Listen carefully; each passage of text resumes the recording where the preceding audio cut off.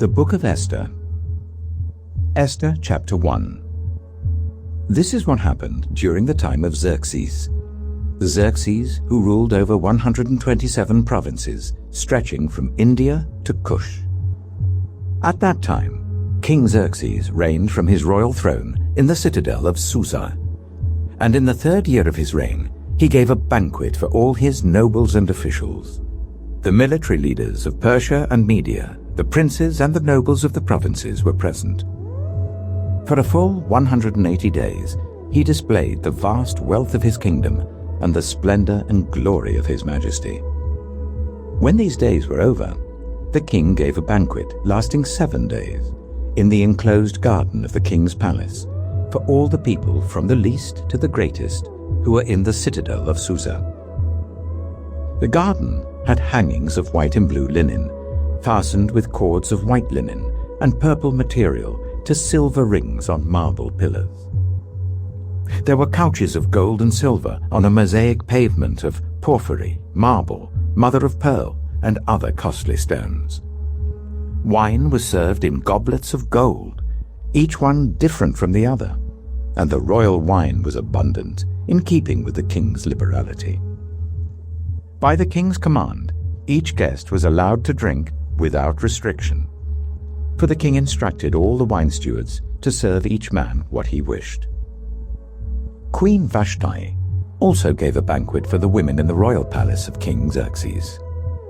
On the 7th day, when King Xerxes was in high spirits from wine, he commanded the 7 eunuchs who served him, Mehuman, Bitha, Habona, Bigtha, Ebagtha, Zitha, and Carcas, to bring before him Queen Vashti, wearing her royal crown, in order to display her beauty to the people and nobles, for she was lovely to look at.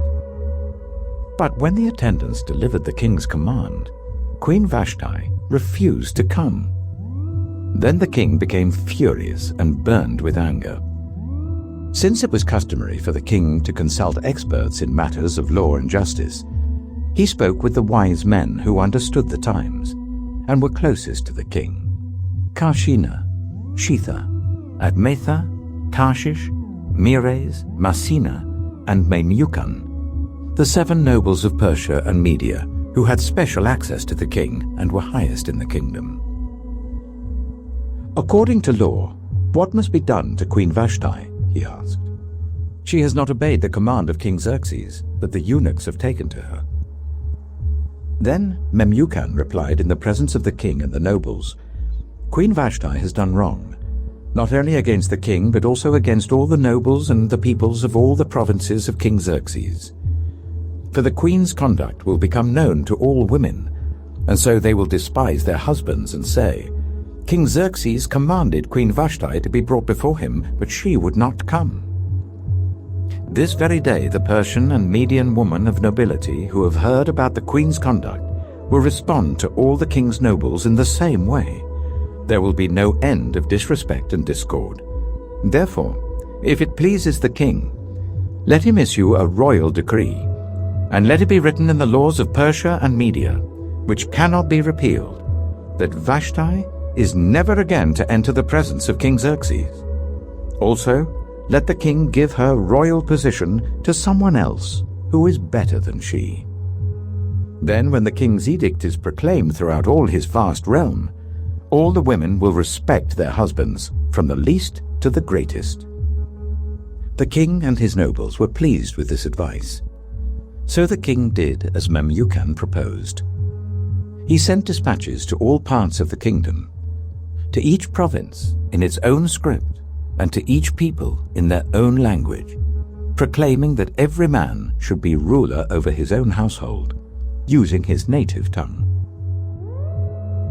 Esther chapter 2. Later, when King Xerxes' fury had subsided, he remembered Vashti and what she had done, and what he had decreed about her. Then the king's personal attendants proposed, let a search be made for beautiful young virgins for the king. Let the king appoint commissioners in every province of his realm to bring all these beautiful young women into the harem at the citadel of Susa. Let them be placed under the care of Hegai, the king's eunuch, who is in charge of the women, and let beauty treatments be given to them. Then let the young woman who pleases the king be queen instead of Vashti." This advice appealed to the king, and he followed it. Now there was in the city of Susa a Jew of the tribe of Benjamin, named Mordecai, son of Jair, the son of Shimei, the son of Kish, who had been carried into exile from Jerusalem by Nebuchadnezzar king of Babylon, among those taken captive with Jehoiakim king of Judah. Mordecai had a cousin named Hadassah, whom he had brought up because she had neither father nor mother. This young woman, who was also known as Esther, had a lovely figure and was beautiful. Mordecai had taken her as his own daughter when her father and mother died.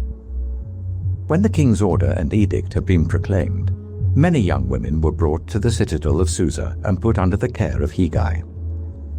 Esther was also taken to the king's palace and entrusted to Hegai, who had charge of the harem.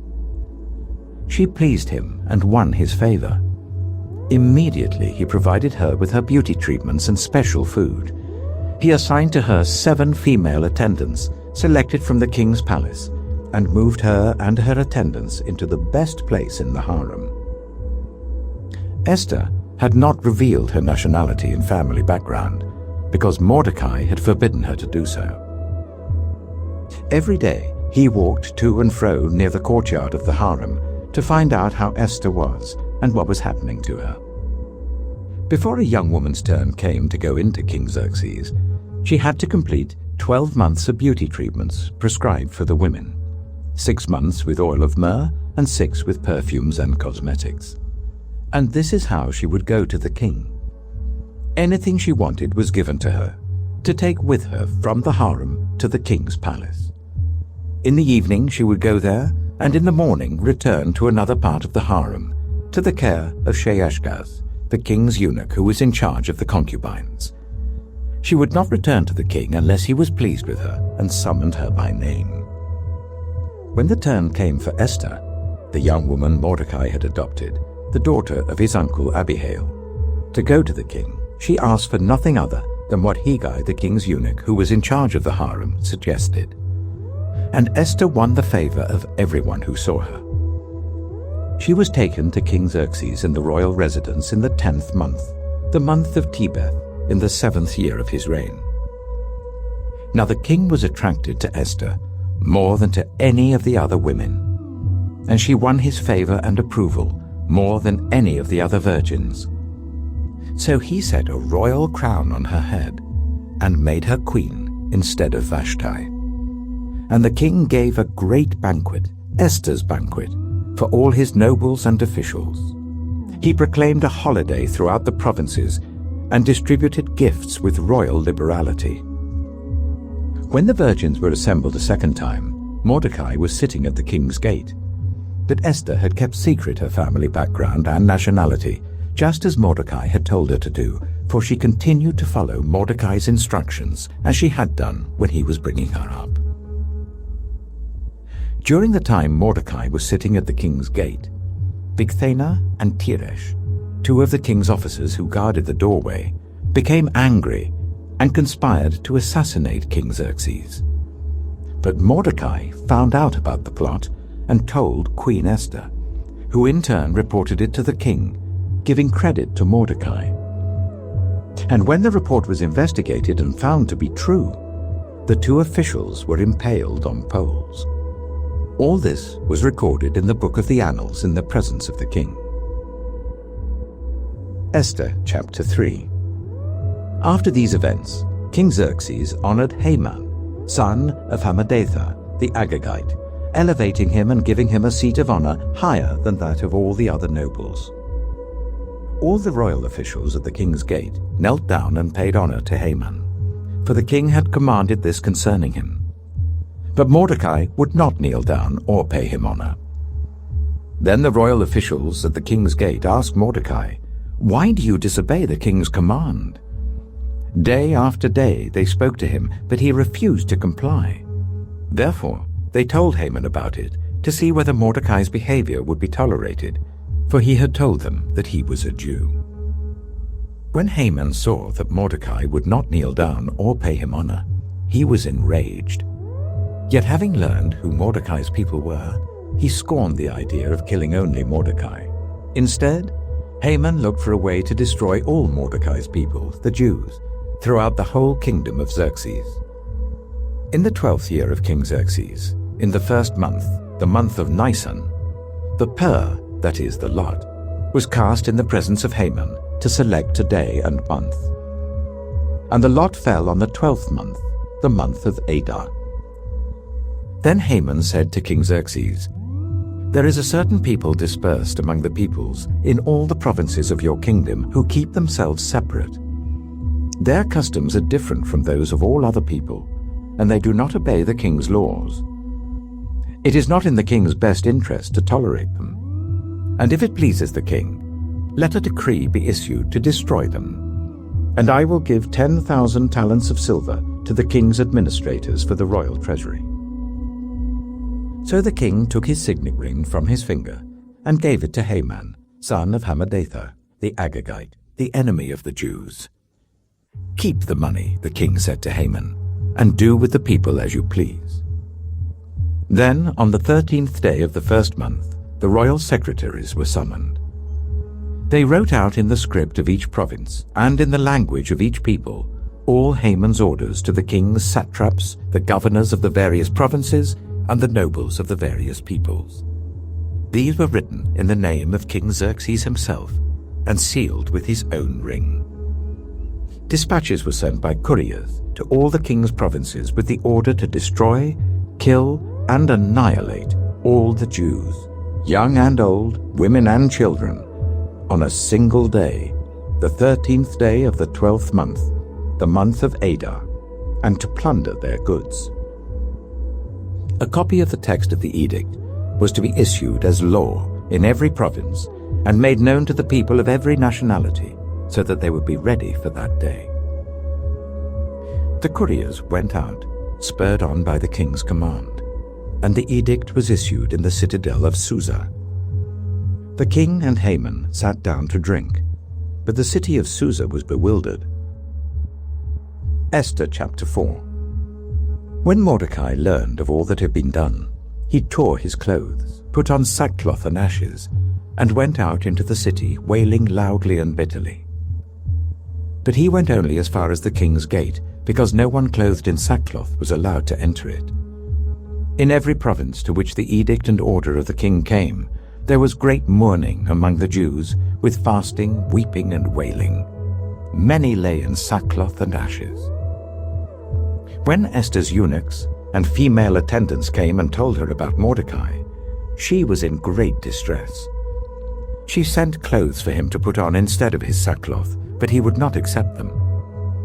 Then Esther summoned Hathach, one of the king's eunuchs assigned to attend her, and ordered him to find out what was troubling Mordecai and why. So Hathach went out to Mordecai in the open square of the city in front of the king's gate. Mordecai told him everything that had happened to him, including the exact amount of money Haman had promised to pay into the royal treasury for the destruction of the Jews. He also gave him a copy of the text of the edict for their annihilation, which had been published in Susa, to show to Esther and explain it to her. And he told him to instruct her to go into the king's presence to beg for mercy and plead with him for her people. Hathach went back and reported to Esther what Mordecai had said. Then she instructed him to say to Mordecai, "All the king's officials and the people of the royal provinces know that for any man or woman who approaches the king in the inner court without being summoned, the king has but one law, that they be put to death, unless the king extends the gold scepter to them and spares their lives. But 30 days have passed since I was called to go to the king." When Esther's words were reported to Mordecai, he sent back this answer: "Do not think because you are in the king's house, you alone of all the Jews will escape. For if you remain silent at this time, relief and deliverance for the Jews will arise from another place, but you and your father's family will perish. And who knows but that you have come to your royal position for such a time as this?" Then Esther sent this reply to Mordecai: "Go, Gather together all the Jews who are in Susa and fast for me. Do not eat or drink for 3 days, night or day. I and my attendants will fast as you do. When this is done, I will go to the king, even though it is against the law. And if I perish, I perish." So Mordecai went away and carried out all of Esther's instructions. Esther chapter 5. On the 3rd day, Esther put on her royal robes and stood in the inner court of the palace in front of the king's hall. The king was sitting on his royal throne in the hall facing the entrance. When he saw Queen Esther standing in the court, he was pleased with her and held out to her the gold scepter that was in his hand. So Esther approached and touched the tip of the scepter. Then the king asked, "What is it, Queen Esther?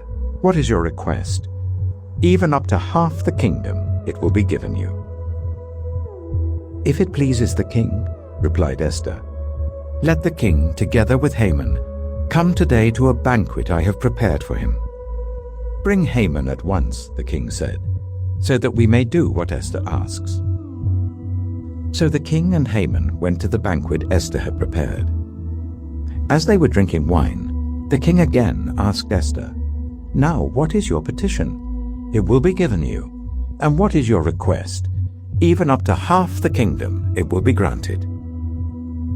Esther replied, "My petition and my request is this. If the king regards me with favor, and if it pleases the king to grant my petition and fulfill my request, let the king and Haman come tomorrow to the banquet I will prepare for them. Then I will answer the king's question." Haman went out that day, happy and in high spirits. But when he saw Mordecai at the king's gate and observed that he neither rose nor showed fear in his presence, he was filled with rage against Mordecai. Nevertheless, Haman restrained himself and went home. Calling together his friends and Zeresh his wife, Haman boasted to them about his vast wealth, his many sons, and all the ways the king had honored him, and how he had elevated him above the other nobles and officials. "And that's not all," Haman added. "I'm the only person Queen Esther invited to accompany the king to the banquet she gave. And she has invited me along with the king tomorrow. But all this gives me no satisfaction, as long as I see that Jew Mordecai sitting at the king's gate." His wife, Zeresh, and all his friends said to him, "Have a pole set up, reaching to a height of 50 cubits, and ask the king in the morning to have Mordecai impaled on it. Then go with the king to the banquet and enjoy yourself." This suggestion delighted Haman, and he had the pole set up. Esther chapter 6. That night the king could not sleep.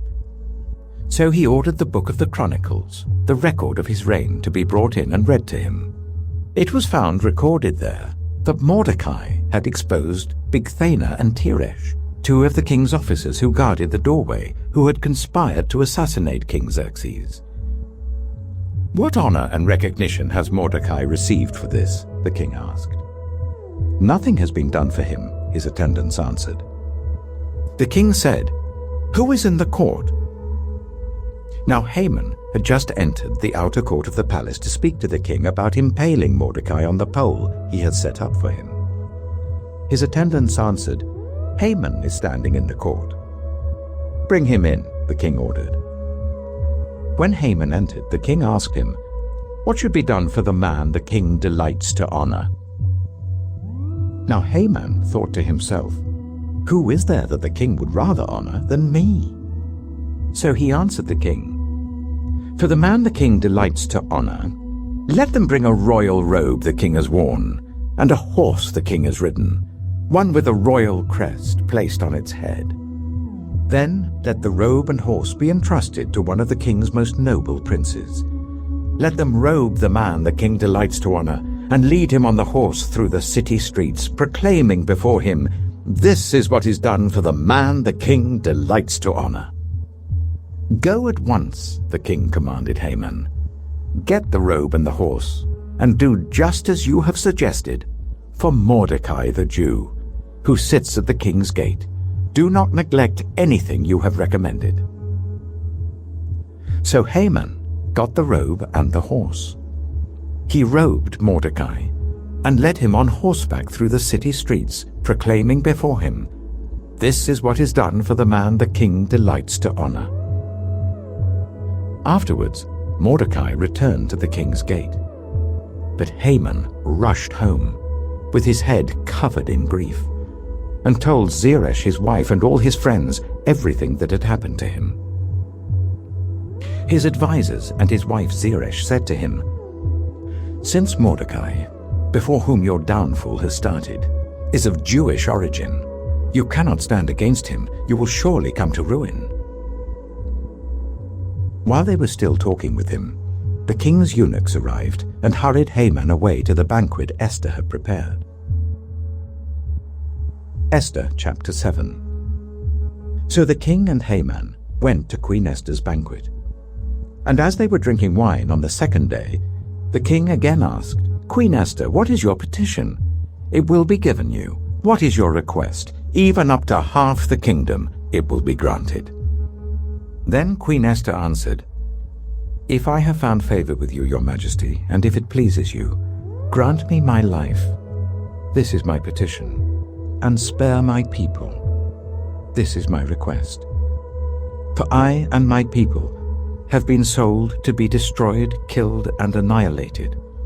If we had merely been sold as male and female slaves, I would have kept quiet, because no such distress would justify disturbing the king."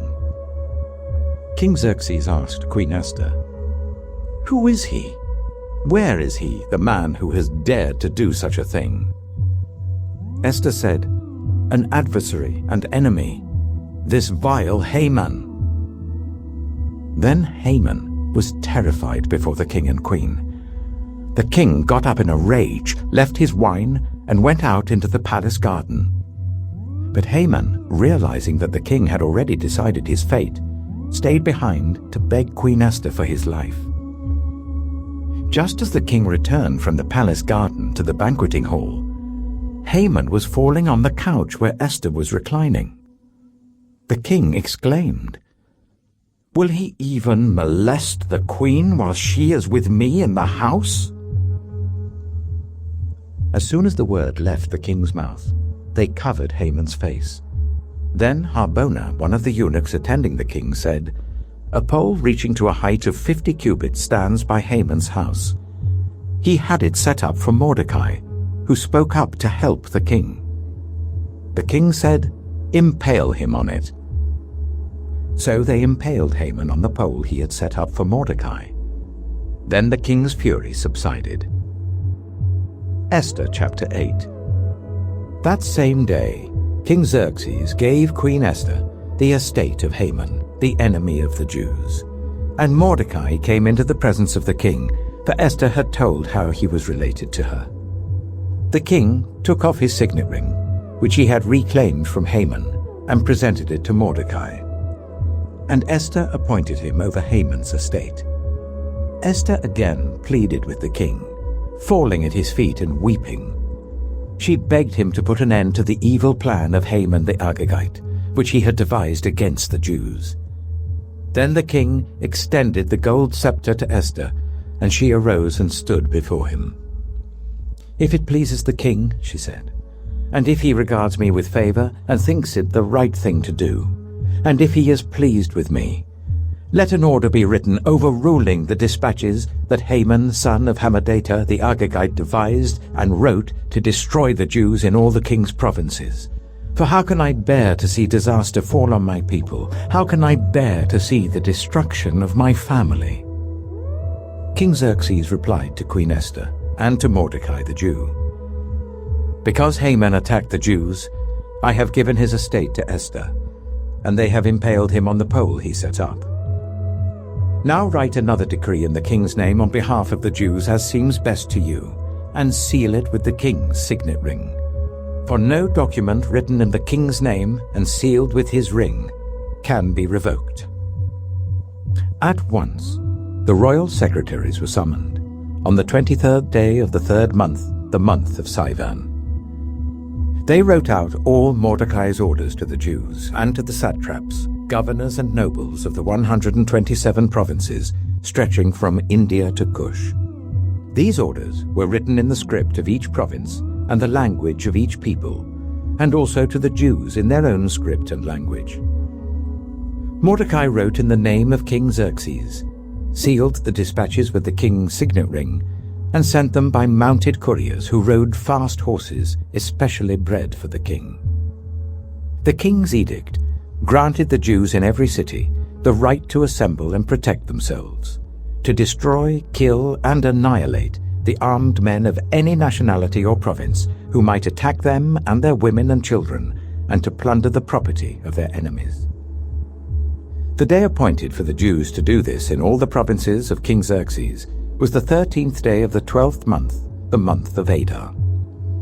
A copy of the text of the edict was to be issued as law in every province and made known to the people of every nationality, so that the Jews would be ready on that day to avenge themselves on their enemies. The couriers, riding the royal horses, went out, spurred on by the king's command, and the edict was issued in the citadel of Susa. When Mordecai left the king's presence, he was wearing royal garments of blue and white, a large crown of gold, and a purple robe of fine linen. And the city of Susa held a joyous celebration. For the Jews, it was a time of happiness and joy, gladness and honor. In every province and in every city to which the edict of the king came, there was joy and gladness among the Jews, with feasting and celebrating. And many people of other nationalities became Jews, because fear of the Jews had seized them. Esther chapter 9. On the 13th day of the 12th month, the month of Adar, the edict commanded by the king was to be carried out. On this day the enemies of the Jews had hoped to overpower them, but now the tables were turned, and the Jews got the upper hand over those who hated them. The Jews assembled in their cities in all the provinces of King Xerxes to attack those determined to destroy them. No one could stand against them, because the people of all the other nationalities were afraid of them. And all the nobles of the provinces, the satraps, the governors, and the king's administrators helped the Jews, because fear of Mordecai had seized them. Mordecai was prominent in the palace. His reputation spread throughout the provinces, and he became more and more powerful. The Jews struck down all their enemies with the sword, killing and destroying them, and they did what they pleased to those who hated them. In the citadel of Susa, the Jews killed and destroyed 500 men. They also killed Parshandata, Dalphon, Aspata, Poreta, Adaliah, Aridata, Parmashta, Arisai, Aridai, and Vaisata, the 10 sons of Haman, son of Hammedatha, the enemy of the Jews. But they did not lay their hands on the plunder. The number of those killed in the citadel of Susa was reported to the king that same day. The king said to Queen Esther, "The Jews have killed and destroyed 500 men, and the 10 sons of Haman in the citadel of Susa. What have they done in the rest of the king's provinces? Now, what is your petition? It will be given you. What is your request? It will also be granted." "If it pleases the king," Esther answered, "give the Jews in Susa permission to carry out this day's edict tomorrow also, and let Haman's 10 sons be impaled on poles." So the king commanded that this be done. An edict was issued in Susa, and they impaled the 10 sons of Haman. The Jews in Susa came together on the 14th day of the month of Adar, and they put to death in Susa 300 men, but they did not lay their hands on the plunder. Meanwhile, the remainder of the Jews who were in the king's provinces also assembled to protect themselves and get relief from their enemies. They killed 75,000 of them, but did not lay their hands on the plunder. This happened on the 13th day of the month of Adar, and on the 14th day they rested and made it a day of feasting and joy.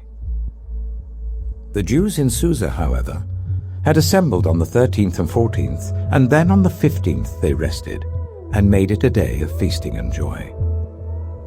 That is why rural Jews, those living in villages, observe the 14th of the month of Adar as a day of joy and feasting, a day for giving presents to each other. Mordecai recorded these events, and he sent letters to all the Jews throughout the provinces of King Xerxes, near and far, that they should celebrate annually the 14th and 15th days of the month of Adar, as the time when the Jews got relief from their enemies, and as the month when their sorrow was turned into joy and their mourning into a day of celebration. He wrote to them to observe the days as days of feasting and joy, and giving presents of food to one another, and gifts to the poor. So the Jews agreed to continue the celebration they had begun, doing what Mordecai had written to them. For Haman, son of Hammedatha the Agagite, the enemy of all the Jews, had plotted against the Jews to destroy them, and had cast the pur, that is, the lot, for their ruin and destruction. But when the plot came to the king's attention, he issued written orders that the evil scheme Haman had devised against the Jews should come back onto his own head, and that he and his sons should be impaled on poles. Therefore, these days were called Purim, from the word pur. Because of everything written in this letter, and because of what they had seen and what had happened to them, the Jews took it on themselves to establish the custom that they and their descendants, and all who join them, should, without fail, observe these 2 days every year, in the way prescribed and at the time appointed. These days should be remembered and observed in every generation by every family, and in every province and in every city. And these days of Purim should never fail to be celebrated by the Jews, nor should the memory of these days die out among their descendants. So Queen Esther, daughter of Abihail, along with Mordecai the Jew, wrote with full authority to confirm this second letter concerning Purim. And Mordecai sent letters to all the Jews in the 127 provinces of Xerxes' kingdom, words of goodwill and assurance, to establish these days of Purim at their designated times, as Mordecai the Jew and Queen Esther had decreed for them, and as they had established for themselves and their descendants in regard to their times of fasting and lamentation. Esther's decree confirmed these regulations about Purim, and it was written down in the records. Esther chapter 10. King Xerxes imposed tribute throughout the empire to its distant shores, and all his acts of power and might, together with a full account of the greatness of Mordecai, whom the king had promoted, are they not written in the book of the annals of the kings of Media and Persia? Mordecai the Jew was second in rank to King Xerxes, preeminent among the Jews, and held in high esteem by his many fellow Jews, because he worked for the good of his people and spoke up for the welfare of all the Jews.